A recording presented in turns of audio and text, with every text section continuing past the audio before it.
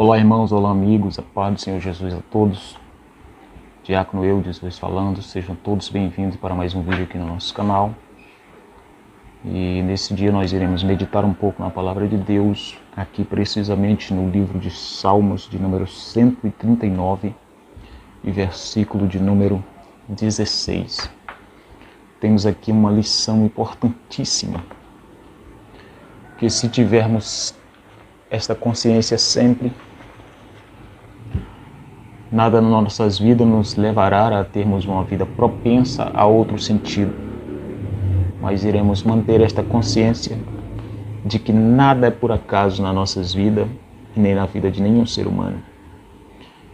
Mas desde já quero pedir a você que ainda não é inscrito no nosso canal, se inscreva no nosso canal, deixe aí o seu like, compartilhe, divulgue, seja um colaborador conosco, engajando-se neste projeto que tem como finalidade evangelizar, transmitir a palavra de Deus através das mídias sociais. Se você for acompanhar pela página, acompanhe os demais vídeos anteriores, estarei deixando o card aqui. Se você quiser assistir, assista e seja abençoado em nome de Jesus.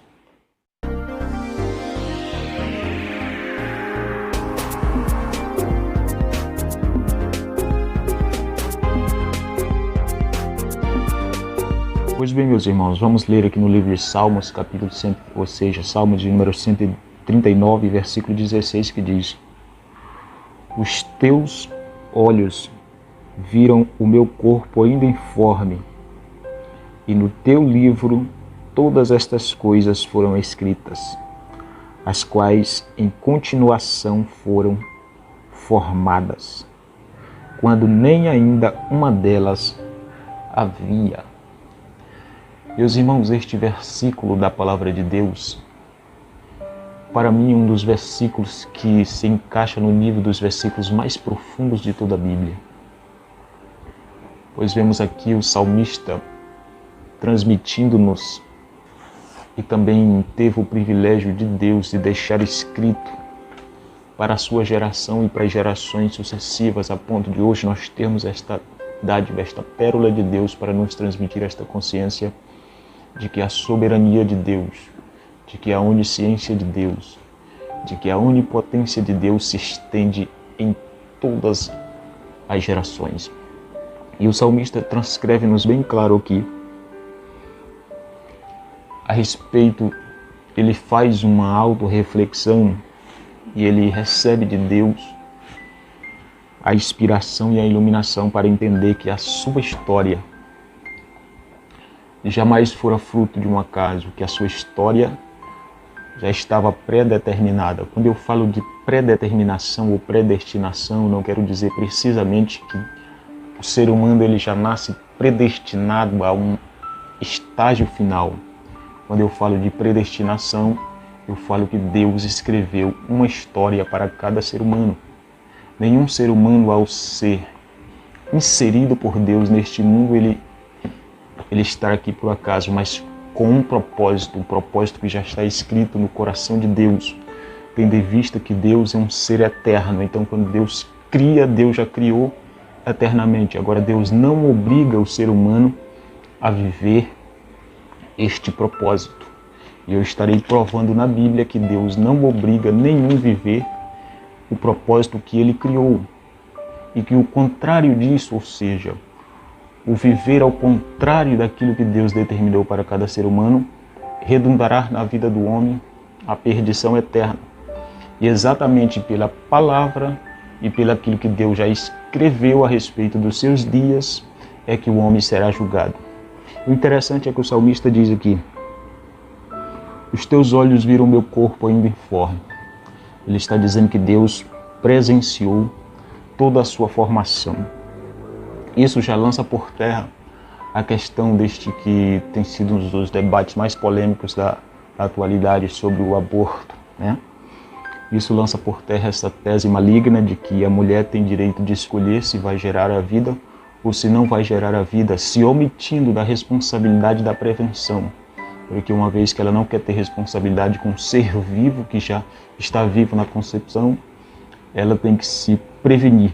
mas quando ela quer se omitir desta verdade, deste fato, eles inventam esse subterfúgio de que a mulher tem o direito de escolher nascer ou não, sendo que aquelas que assim procedem, elas prestarão conta diante de Deus, porque quando um ser nasce, a sua história já está escrita.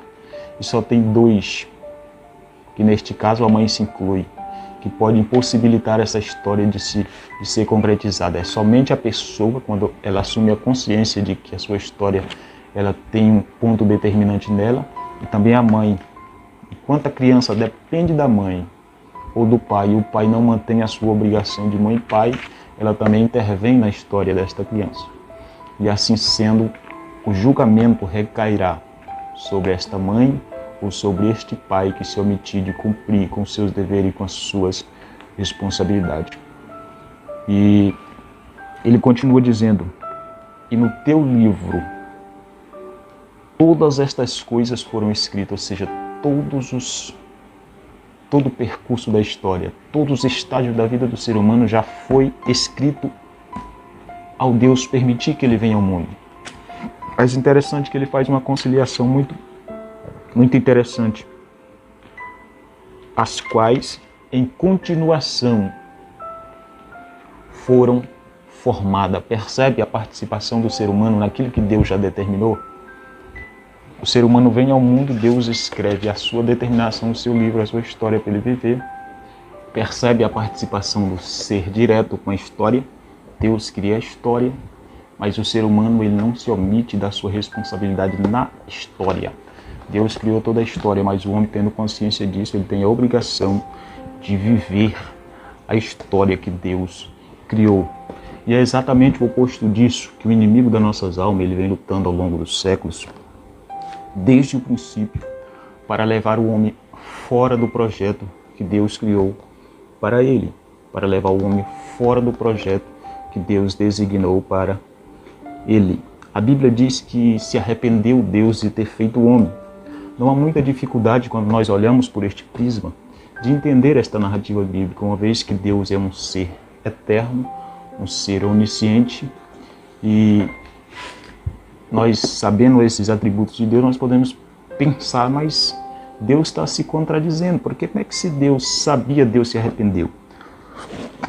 É porque quando a Bíblia diz que Deus se arrependeu, é porque Deus não pode mais cumprir na vida do homem aquilo que ele determinou, aquilo que ele escreveu, uma vez que o homem opta por não viver aquilo que Deus escreveu.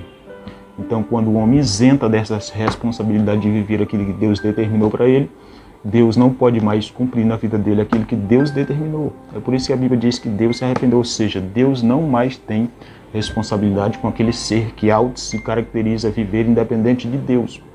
Então não existe contradição nenhuma nisso. E para encerrar eu quero dizer que todos nós seres humanos temos que entender que a vida, nada que acontece na nossa vida é por acaso.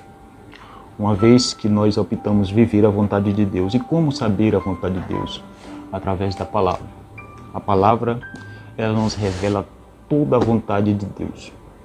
No nível, na proporção que nós nos relacionamos com a palavra escrita, a revelação escrita de Deus, recebemos a iluminação do Espírito para compreendê-la, nós temos a disposição, nós temos a força capacitadora da graça de Deus para viver a história que Ele designou para as nossas vidas.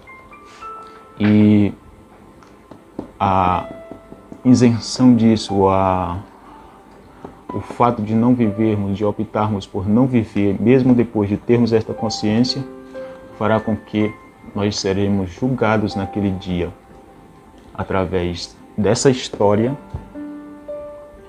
e também através do nosso comportamento, da isenção dessa história que optamos por não viver, e os nossos comportamentos serão julgados. E a prova disso está aqui, ó.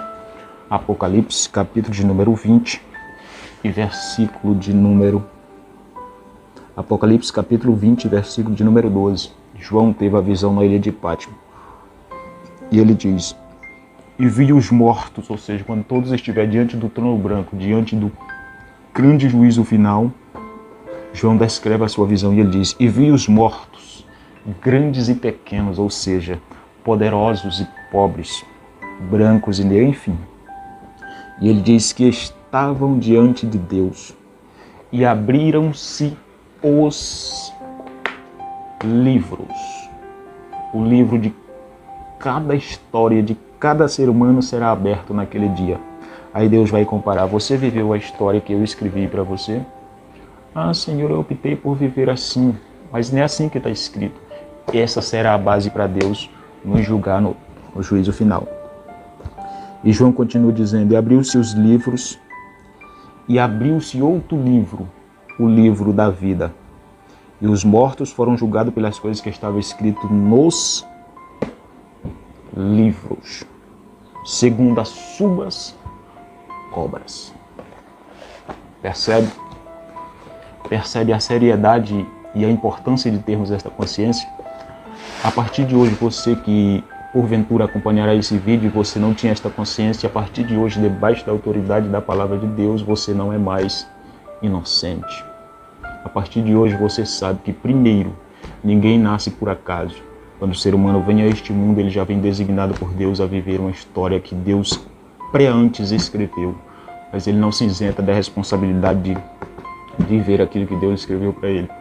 Você também, a partir de hoje, já está sabendo que a isenção, que a omissão de viver essa história que Deus escreveu para nós, nos levará ao julgamento justamente por essa história que está escrita por Deus. E que a imprudência de não vivermos essa história fará com que o nosso nome não esteja escrito no livro da vida. E aqueles que o seu nome não serão achados escrito no livro da vida, infelizmente, não existe palavras de autoajuda para definir. Será morte eterna, será lançado no lago de fogo que arde como enxofre. Mas graças a Deus que ainda temos a oportunidade de rendermos à vontade soberana de Deus. Graças a Deus que temos a possibilidade de usar este veículo que tem sido um instrumento poderosíssimo de Satanás, mas em função do bem, em função de evangelizar, em função de conscientizar as vidas e levá-las a Cristo. Então você que ainda não aceitou Jesus, se decida hoje, não perca mais tempo. A Bíblia diz que aquele que nascer da água e do Espírito, esse entrará no reino de Deus. Nicodemos não entendia isso. Como, uma vez que eu optei por não viver a história de Deus, como voltar e viver? Aí Jesus disse, é necessário vos nascer de novo. Quando o homem nasce de novo, aceitando Cristo como Salvador, a sua história velha é apagada e ele passa a viver uma nova história em Cristo. Então está diante de você esta oportunidade. Estude a palavra.